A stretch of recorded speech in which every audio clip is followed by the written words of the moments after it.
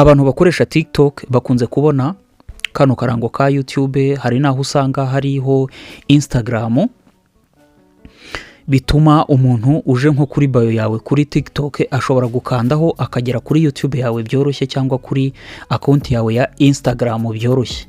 Ukaba wibaza uburyo babigenza kugira ngo babishyireho. Muri iyi video nibyo tugiye kuba twareba uburyo wabigenza nawe zino account ukaba wazishyiraho, account yawe ya YouTube cyangwa se account yawe ya Instagram ukaba wayishyiraho ukabihuza nawe bikajya bigaragara kuri bio yawe kuri TikTok.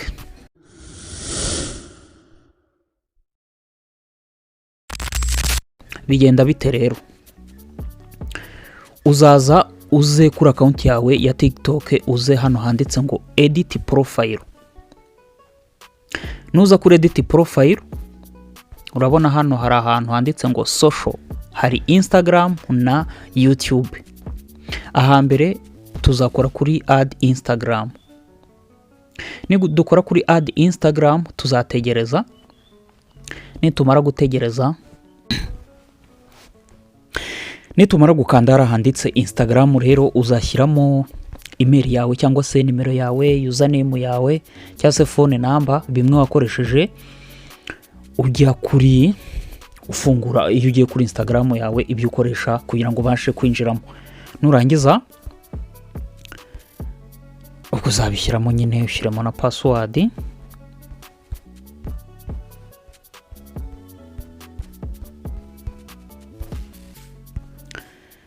Ubundi ukande kuri login, ubundi utegereze. Numara gukanda kuri login, bari kumbwira ngo saving password yanjye kuri Google, ntabyo nshaka, ndakora kuri never. Noneho nindangiza nkore kuri save info.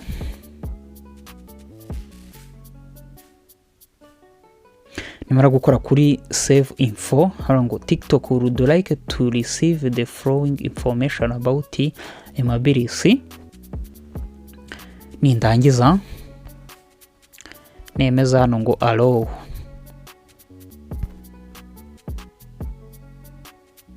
Nimara gukora kuri allow, ubu ni ukuvuga ngo nkuko ubibona account yanjye ya Instagram imaze guhura na TikTok. Tujye kuri YouTube rero. Kuri YouTube naho uzamanuka uze kuri hano ngo add YouTube. Nabwo utegereze. Numara gutegereza bazahita bakujyana muri telefoni yawe ama-email ufiteho. Nuvuga ngo YouTube nabize ko ugomba kuba ufite Gmail wakoresheje uyifungura. Ndahitamo rero iyi email ya mbere. Numara kuyifungura bazahita bakuzanira amacano ari kuri iyo email uhisemo. Uhitemo iyo channel ushaka guhuza.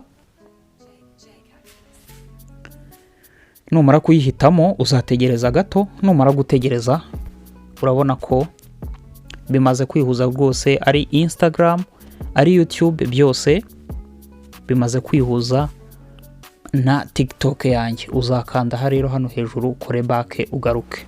Ubu no kuvuga ngo ukoze hano kwaka karango ushobora kujya kuri YouTube byoroshye. Urabona ko ni ibintu byoroshye cyane. Uri hano kuri TikTok, ibintu biba byoroshye cyane guhita umuntu. Hako ndabona account yanjye itagiyeho, reka nongere nyishyireho ndebe.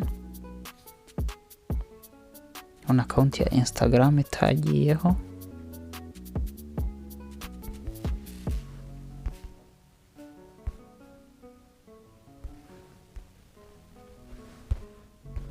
Twongere tuyishyireho turebe.